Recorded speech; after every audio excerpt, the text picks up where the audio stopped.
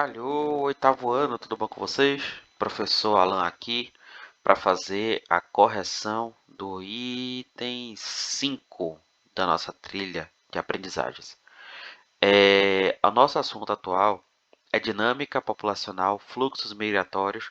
O que é que explica o que é que explica o movimento de grandes massas de pessoas de um país para o outro? O que é que explica que uma pessoa só saia do seu país e busque refazer sua vida em um outro local.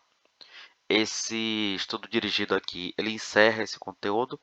Depois desse estudo dirigido, eu já vou entrar em um outro assunto, certo? Então aproveite essa correção, não só para corrigir a atividade de vocês, mas para tirar dúvidas sobre o nosso conteúdo atual. Belezinha? Esse estudo dirigido aqui, ele exige um pouco mais de vocês, certo? Não vão ser informações que vocês vão encontrar só nos textos, vocês vão ter também que pensar um pouquinho, refletir um pouquinho, pensar sobre o que motiva as pessoas a saírem dos seus locais de nascimento, de origem, certo? Mas vamos lá para a correção. Primeira questão aqui. Que diferenças existem entre uma migração voluntária e uma migração forçada? Dê um exemplo para cada tipo de migração. Vamos lá então para a correção. O próprio nome já diz, né? Voluntária, gente, quer dizer o quê? A pessoa quis sair, a pessoa tem vontade de sair do país e morar em um outro país. A pessoa escolheu sair, não foi obrigada a sair. Voluntário quer dizer isso, né? Tem a ver com escolha, com deliberação. Eu pude e eu quis sair do meu país, certo? Eu lembro quando eu era guri, por exemplo, eu gostava muito de desenho japonês, eu pensava muito em morar no Japão. Então, eu queria morar no Japão, eu tinha vontade de morar no Japão. Hoje eu não tenho mais, hoje eu gosto de morar no Brasil. Apesar de todos os problemas, eu continuo aqui no meu país. Então, a migração voluntária, a diferença é essa, né? Ela tem a ver com a vontade, a escolha pessoal de ir morar em outro local, em um outro país. E um exemplo, por exemplo, é uma oportunidade de emprego ou de estudos, né? Se você recebe uma carta ou um edital falando, ó, tem tal emprego na Inglaterra e esse emprego é algo que você consegue fazer, algo que está relacionado com sua área de estudos, com sua área de especialização, então você escolhe morar na Inglaterra para assumir esse emprego. Mesma coisa com os estudos. Se aparece uma carta de uma faculdade te chamando para seguir lá a graduação, pós-graduação, porque você é muito inteligente ou porque você é uma pessoa, enfim, cabulosa na sua pesquisa, você vai morar lá no outro país. Você pode escolher, ó, beleza, não gostei não, não quero, lá tá muito frio, vou ficar morando aqui no Brasil mesmo, vou estudar aqui na UNEB mesmo, certo? Quer dizer, por isso que é voluntário, você escolhe ir ou não ir, certo? A involuntária, gente, ela já é diferente. Por quê? As pessoas elas são obrigadas a sair do seu país. Isso por diversas questões, por diversas questões que estão relacionadas à impossibilidade de continuar naquele território de maneira segura e de maneira saudável. Vamos pensar, por exemplo, existem países na África, por exemplo, hoje em dia, que estão sofrendo com o que chamamos de racismo ambiental, ou seja, os efeitos do aquecimento global já estão afetando a sua oferta de água, certo? Os rios desses territórios e também as plantações. Obviamente, né? Se você não tem água para molhar a plantação, você não vai ter comida. Então, isso obriga as pessoas a se mudarem, obriga as pessoas a saírem do seu local de vivência. Porque você não vai continuar vivendo um ano, 2 anos, 3 anos em um local onde você não tem nem água e nem alimento, certo? Então, você é literalmente obrigado pela sua saúde a sair. Por isso que é chamado de migração involuntária. Ser obrigado a sair do seu país por questões sociais, políticas ou econômicas. E eu dei o exemplo também de questões ambientais. Vou até colocar aqui para mandar para vocês o slide completo com a correção, certo? E aqui os exemplos, né? Fome, guerra, conflitos, perseguição religiosa, racismo ambiental, certo? Que é uma coisa que está afetando muito e que já é uma causa grande de migrações hoje em dia, ok? Essa é a diferença entre migração voluntária e migração involuntária. Vamos lá então para a segunda questão. A segunda questão ela fala de que Nas migrações internacionais, apresente os principais fatores que caracterizam as áreas de atração e as áreas de repulsão. Atração tem a ver com o quê, gente? Com atrair. As áreas que puxam, que trazem, que chamam a atenção da maioria dos migrantes. As áreas de repulsa são as áreas que, por diversas questões, elas expulsam as pessoas do seu território. E aqui está muito relacionado com a questão 1, né? As áreas de atração são aquelas que possuem maiores oportunidades de emprego e estudos, melhores condições sociais e econômicas, áreas pacíficas, sem guerras ou conflitos, e com governos estáveis, ou seja, você não tem graves crises políticas que acabam se tornando também graves crises econômicas, certo? As áreas de atração, então, são essas. E as áreas de repulsão, gente? O que é que caracteriza uma área que expulsa, que leva as pessoas a saírem do seu local de origem, né? São as áreas em que você tem conflito, que você tem guerra, porque é muito difícil você ter uma vida saudável e tranquila, com bombas e tiroteios acontecendo o tempo inteiro, né? Áreas com crises econômicas e ambientais graves que causam miséria, que causam fome, áreas com regiões pobres, sem oportunidade de emprego e de estudo e que não ofertam condições sociais favoráveis à vida. Aqui, gente, esse último ponto eu queria que vocês prestassem atenção para pensar um pouco na dinâmica da nossa própria cidade. Muitos de vocês devem conhecer pessoas que foram para São Paulo, por exemplo, procurar emprego, procurar estudar, pessoas que foram para Salvador continuar os estudos em alguma faculdade. Por quê? Porque Ceabra ela não é exatamente uma cidade pobre, mas ela é uma cidade que tem poucas oportunidades de emprego e que tem poucas oportunidades de estudo também. A gente tem o Mauneb aqui, tem o IFBA, mas se a pessoa quiser estudar alguma coisa além de letras ou informática ou gestão ambiental, ela tem que ir para uma outra cidade, certo? Então, Ceabra tem uma baixa oportunidade de estudo atualmente, assim como tem também uma baixa oportunidade de emprego, certo? A gente tem muito emprego em Ceabra, acho que ninguém fica desempregado, mas todas as pessoas trabalham no comércio. Então, se você quiser ganhar um pouco mais ou trabalhar alguma coisa diferente, ou você precisa criar uma empresa aqui em Ceabra, ou você vai precisar viajar para uma outra cidade, que é o que a grande maioria dos nossos conterrâneos aqui da cidade fazem.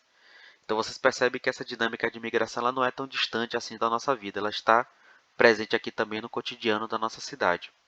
Beleza? Questão 3, vamos lá para o caderno. Por que a população mundial não está distribuída uniformemente no planeta? Explique.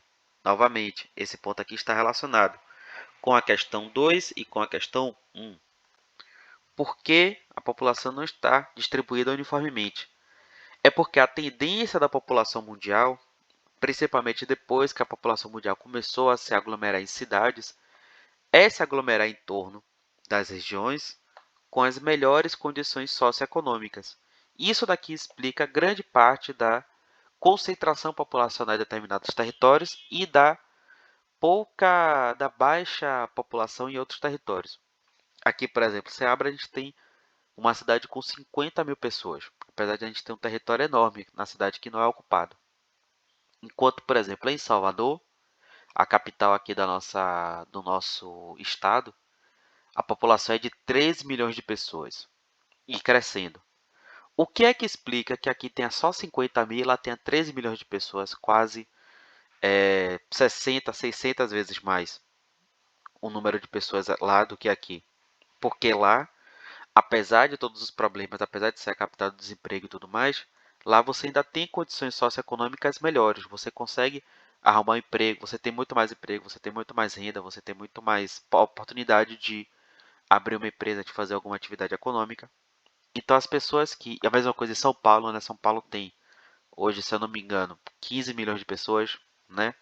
São Paulo é ainda mais desenvolvido do que Salvador.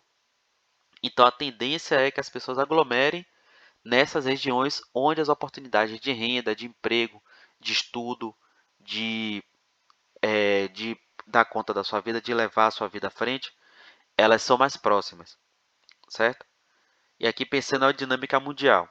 Sendo assim, continentes como a Europa ou países como os Estados Unidos têm grandes concentrações populacionais, enquanto países como a Síria A Síria, gente, é um país do Oriente Médio que recentemente passou por uma guerra civil e ela hoje tem uma baixa concentração de pessoas, né? Por quê? Porque, obviamente, né, ninguém quer ficar em um ambiente de conflito constante. Então, as pessoas migraram, e grande parte delas migraram para a Europa, certo? Para a Alemanha. Essa é a resposta da questão 3. Lembrando, gente, também do seguinte, né? Essas respostas aqui, elas são sugestões. Se você escreveu algo parecido com isso, está correto. Se você escreveu algo totalmente diferente disso, totalmente estranho a essas ideias que eu dei aqui, aí de fato você tem que corrigir, tá certo? Questão 4, penúltima questão aqui da nossa atividade. Nosso vídeo está ficando um pouquinho longo, né? Mas é porque a explicação é um pouquinho longa mesmo. Os próximos eu vou maneirar no tempo. Bote fé. Questão 4. Qual o principal motivo atualmente da América Latina ser uma região de emigração e não de imigração? Conceitos importantes para entender dinâmica populacional: emigração e imigração. Emigrar quer dizer que as pessoas saíram de um determinado local. Imigrar quer dizer que as pessoas chegaram de determinado local, certo? Então, emigração e imigração são conceitos relacionados ao local de origem. Quando a gente olha, por exemplo, para a Síria é um país de emigração, porque a grande maioria das pessoas sai da Síria. Você não tem muita gente vindo para a Síria. Quando a gente pensa em Inglaterra, Alemanha, eles são regiões de imigração, porque a grande maioria das pessoas tentam entrar no país, não sair do país, certo? Então, entender esses dois conceitos aqui é importante para responder essa questão sobre a nossa região, sobre a América Latina. E assim, embora a América Latina seja uma região relativamente pacífica, por que eu estou falando isso, né? A América Latina ela não tem conflitos entre os países, você não tem grandes guerras, grandes conflitos, grandes confrontos entre dois países. Até se tentou, Bolsonaro até tentou fazer um conflito com a Venezuela há 2 anos atrás, mas isso não foi para frente.